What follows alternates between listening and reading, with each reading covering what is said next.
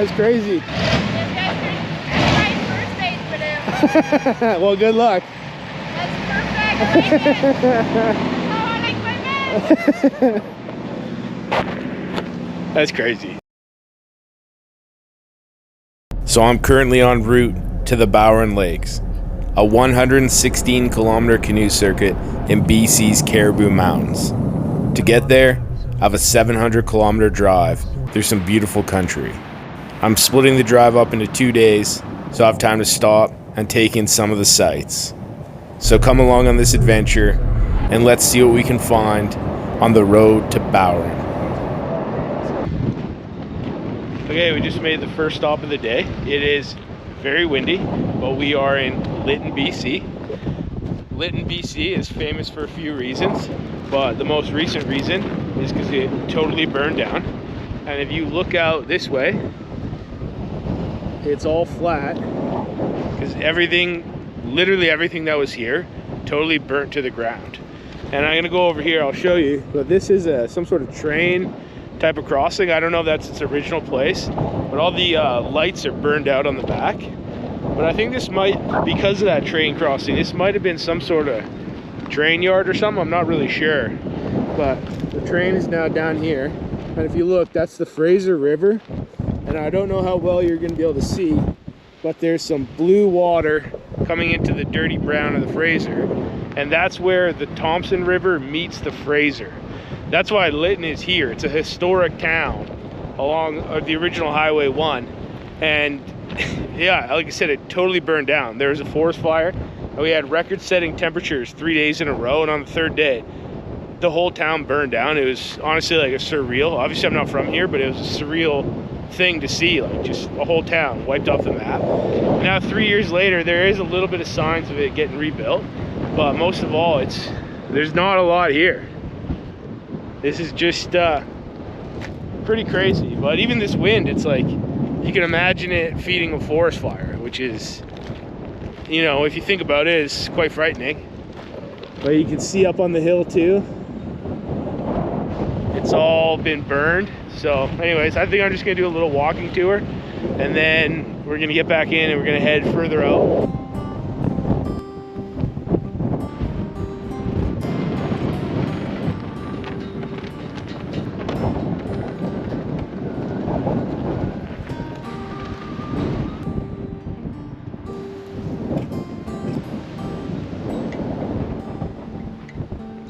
It's pretty sad, but I'm right at this little heart-shaped garden with 3 chairs around it. It's like this quite possibly would have been somebody's house over here. That was just totally burned down. And now, you know, 3 years on, this is how they rebuilt. Pretty sad, pretty sobering, I guess. But yeah, it's crazy. It's crazy just being here. Like, it's just hard to imagine your town getting wiped off the face of the map. Albeit my town is a little bit bigger, but it's just crazy. Like I said, it's just this wind, just imagining it feeding a fire is just a crazy thought. And seeing those chairs, it really makes you think. It's not all doom and gloom here in Lytton. The more I look around, the more signs of life I see. With construction sites popping up, now 3 years since the fire. It might not look like much to you, but to someone else, it's everything. As for me, I too still have a long way to go, so I'm back on the road to find somewhere to spend the night. As I head out of Lytton, I notice that the landscape has totally changed. It's dry, sparse, and rugged. Eventually it changes into ranch lands, and then again it changes to a land of lakes. Many lakes. Somewhere around here, I am going to dip off the highway and find myself a real home for the night. And I do have the perfect spot in mind.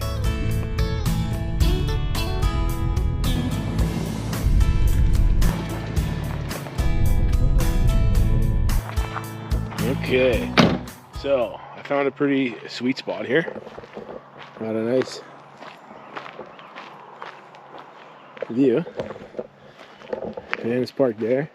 The lookout is just up there. Well, somebody's got a truck stuck, so I think I'm just gonna walk up there, check it out, and then I may or may not camp here. I might go further back down. Not 100% sure yet, but let's go check out this lookout.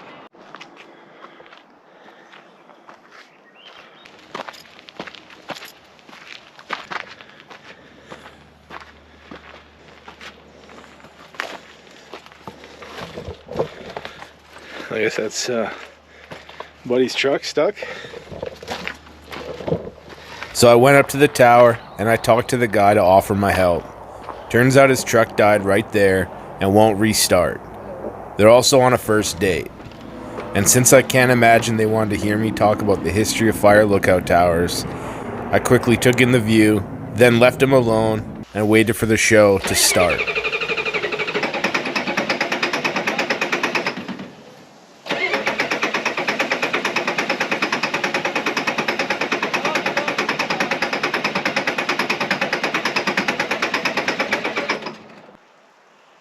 So after a bunch of fiddling and some sweet talk, this guy eventually did get his truck started. He had to keep the revs high so it wouldn't just die again, although in my opinion, it might have been better off if it did stay dead.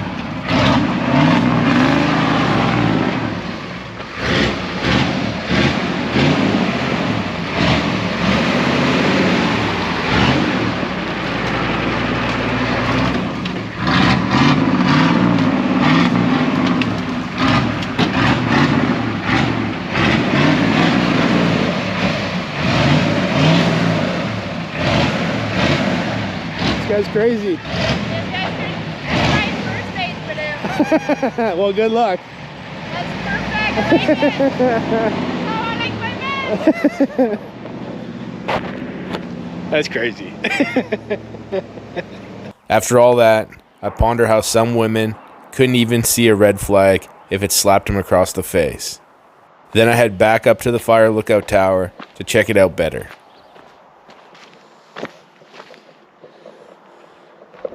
This is random fluid from Buddy's truck. Dude, that thing was, I don't want to be rude to that guy. It sounded like a bit of a piece.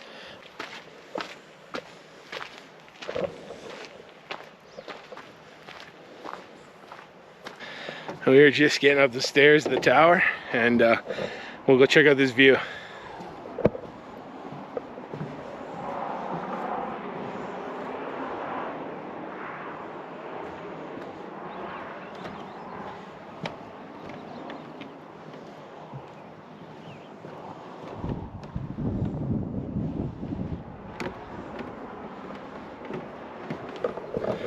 That's the full 360-degree view from here. So we can go inside, open up the locks,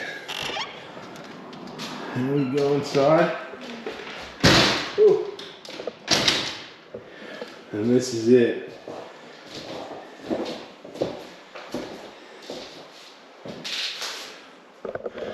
There is not a whole lot to this. It does have a bunch of information about what a fire lookout would do. Some of them have these things still in there, which is cool to see, but this one's got absolutely nothing, just plain floors. But you know, like I said, it doesn't lack for a view. The whole point of these fire lookouts is to be able to look in 360 degrees from a high point and look as far as you can see and see if you can spot a fire. So that's what these are for, but for me, they're just really cool to come check out. And there's quite a few of them here in BC. So anyways, with that being said, I'm gonna go back down to the van and set up shop for the rest of the night.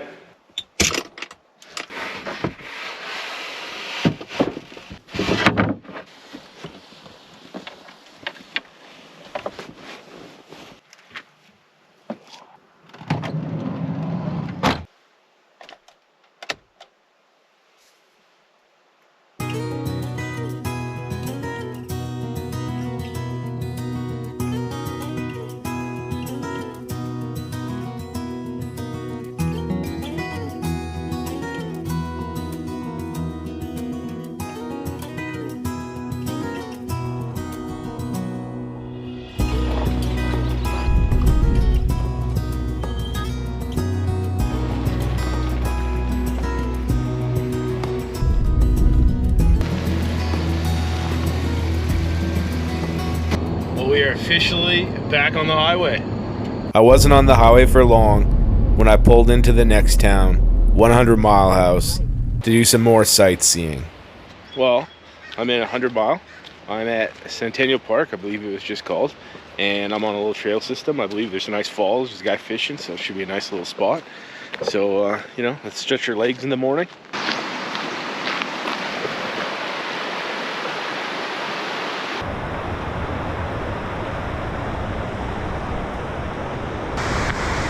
Now my first sight of the falls. Pretty spectacular looking place, to be honest with you.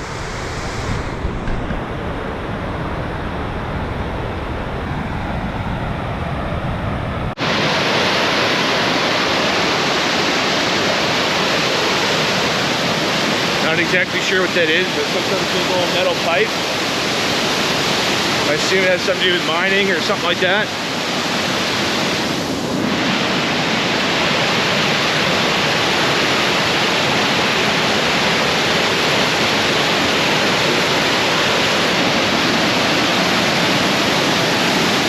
That's a really cool falls, and considering it's like, I don't even know if I've been walking for 5 minutes from the parking lot. Pretty awesome little stop.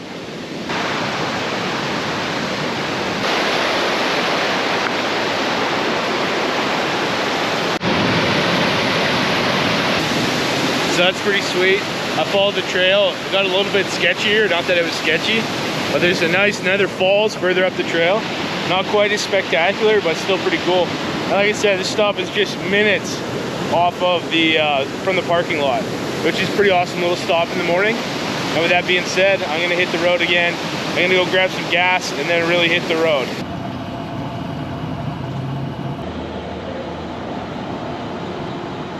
From here, I was still 4 hours away from Bowron, so I just focused on putting in the distance.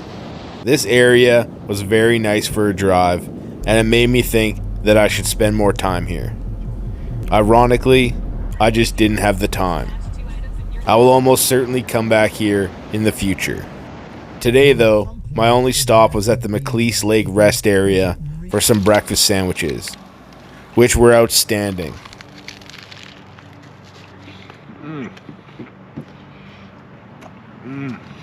Then I was back on the road until I made one more quick stop in Quesnel for some gas. Okay, we are just leaving the gas station. That was the final stop before Bowron. I'm 118K away from the campsite, and it says an hour and 48 minutes ETA. So I'm gonna go with that's probably fairly accurate. And I'm excited. I picked up some firewood for tonight, so we're not gonna be fireless again. May or may not sell at the campsite, but I didn't want to run that risk. So I picked some up. I got another piece tea right here. And yeah, we're good. We're on the, I want to say the home stretch, but ultimately this is just the very beginning of this trip. So with that being said, let's go.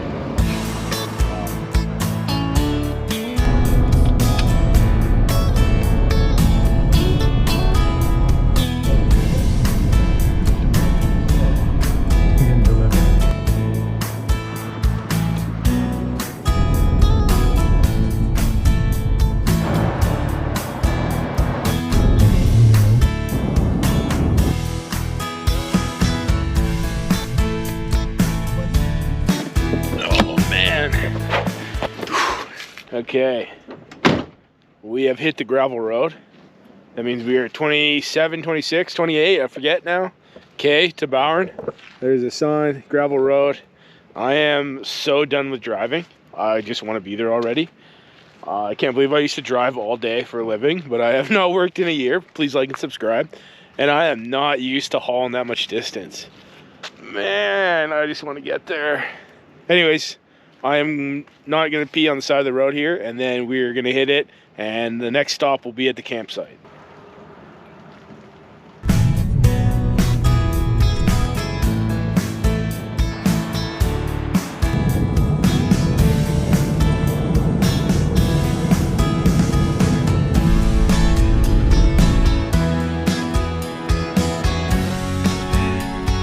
Oh man, we got to take a selfie with this Bowron Lake sign.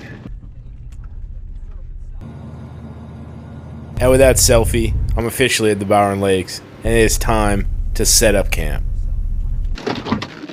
Okay, we are officially at camp. At least I'm pretty sure this is the number of my reservation. Quick note, the bugs are definitely out. When I was taking pictures with that, oh, there's one there. Yeah, the mosquitoes are definitely bad, so I'm going to put on some, I guess, long sleeves and spray on some bug spray. I'm so distracted here. And then, yeah, whatever. That's what I'm doing. Okay, long sleeves are on, although rolled up. And I got bug spray on. And what I'm going to do now, I also have bear spray in my hand. I'm going to head up to, I guess it's like a ranger's cabin, a check-in area. I think there's like a bit of a museum up there. So I'm going to go see if there's any information I need. I got to find out what kind of information I need for tomorrow, like what time I got to be up there, because there's a mandatory safety meeting, video thing, brief. I don't know what to call it. But I have one of those in the morning. I'm not sure what time. So I'm just going to head up there and get information. These bugs are not good.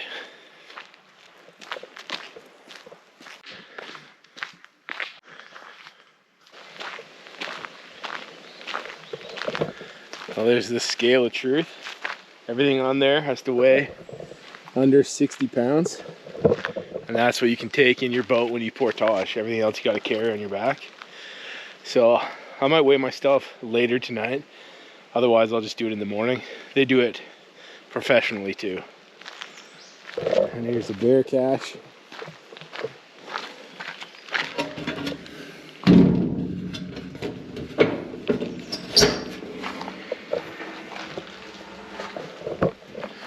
Maybe one of those or several at every campsite. That's where your food's got to go. Keep you away from the birds. Anyways, the registration booth is just up here, so that's where we're headed.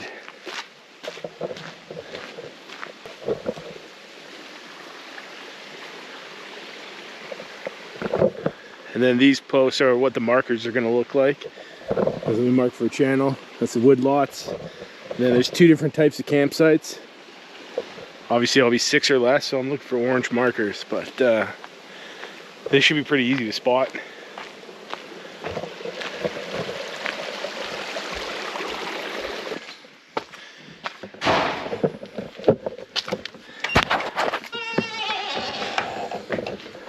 Hello.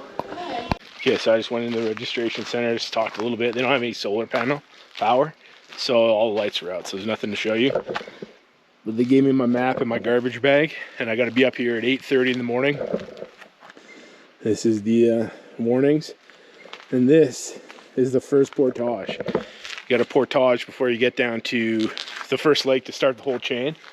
So it's like 3.3K or something, but that's it right there. That's where I'll be first thing tomorrow morning. I'm getting pretty excited. Anyways, back to camp.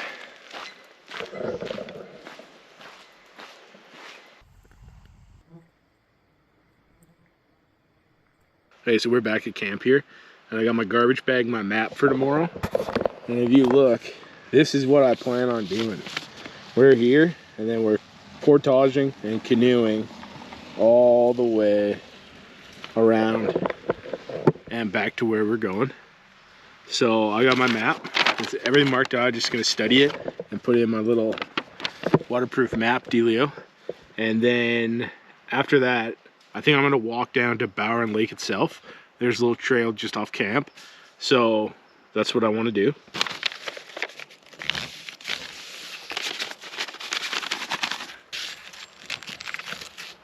Perfect. Let's go for a walk now.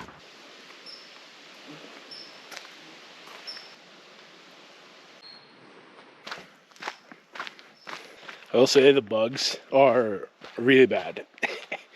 Just coming down this trail to the lake is just getting swarmed.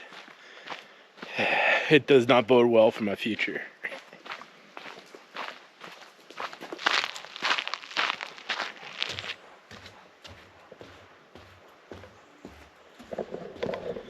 And there's Bowron Lake. It is a big old lake. They named this park after. Let's get further to the end of the dock and we'll do a full panorama. But absolutely beautiful place. This dock is exactly where I finish in I think 5 or 6 days time. There's a dead fish. I heard something jump out here too, so I don't know if it's a fish or something going into the water.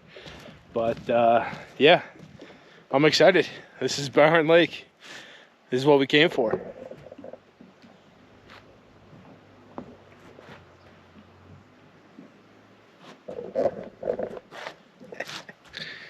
Man.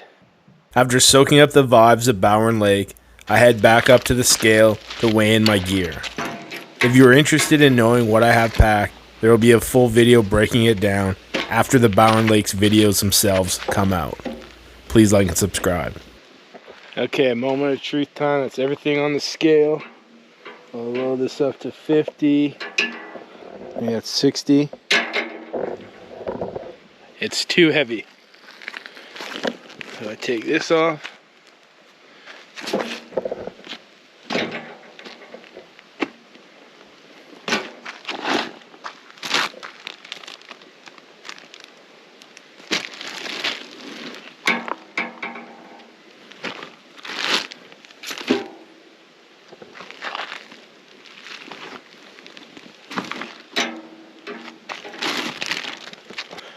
Well, I'm pretty close. I think that's gonna need to go into my backpack, and then same with my cheese.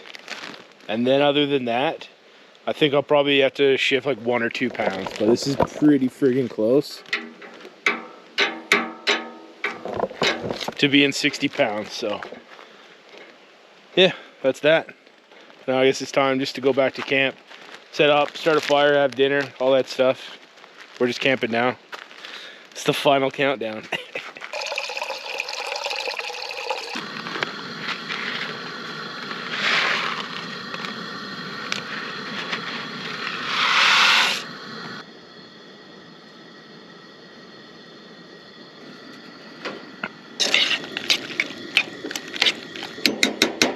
Just settling down for dinner. I got mac and cheese, leftover English muffin. Nothing fancy, but probably should have went and got a real meal, but this I'll have to do. Pretty good mac and cheese, to be honest with you.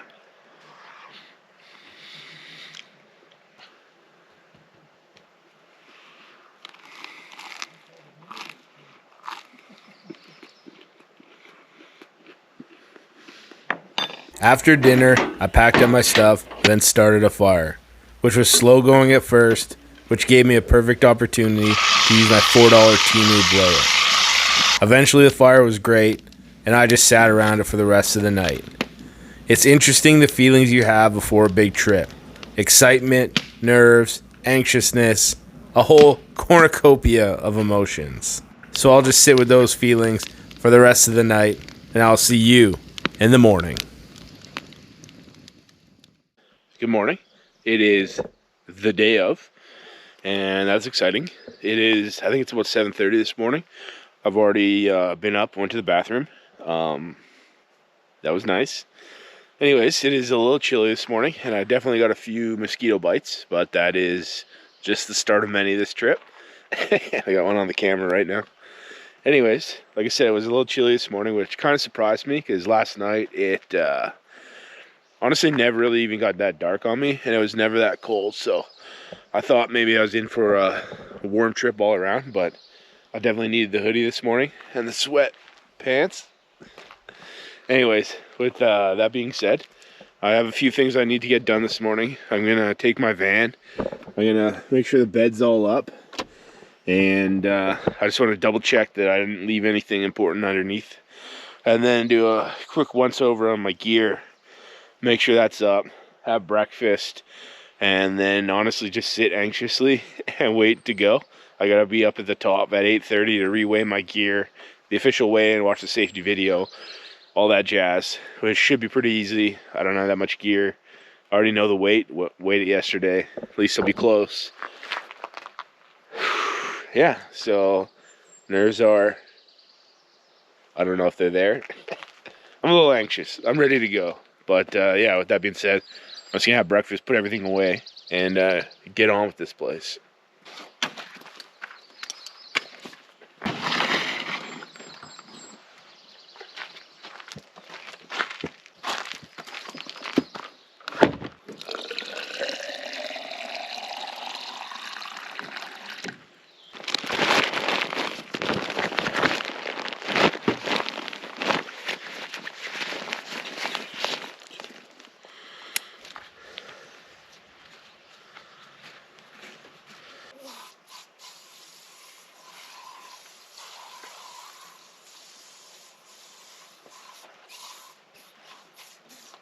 Well, it is time for one proper final meal, if you call cereal a proper meal. We got some Vector. We got some milk. And some bowl. Pocket spoon. Oh yeah.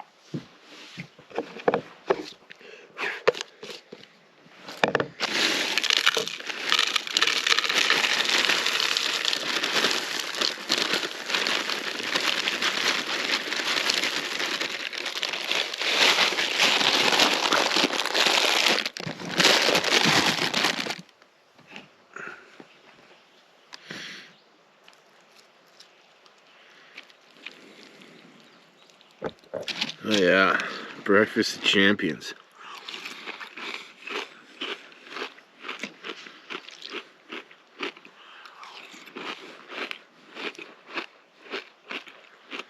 Well, that's it. That's the end of this episode. I'm just going to finish up my cereal here. And then we're going to drive up, get weighed in, and we're doing the circuit. So that'll be the next episode. Me canoeing the Bowron Lakes. And with that being said, peace.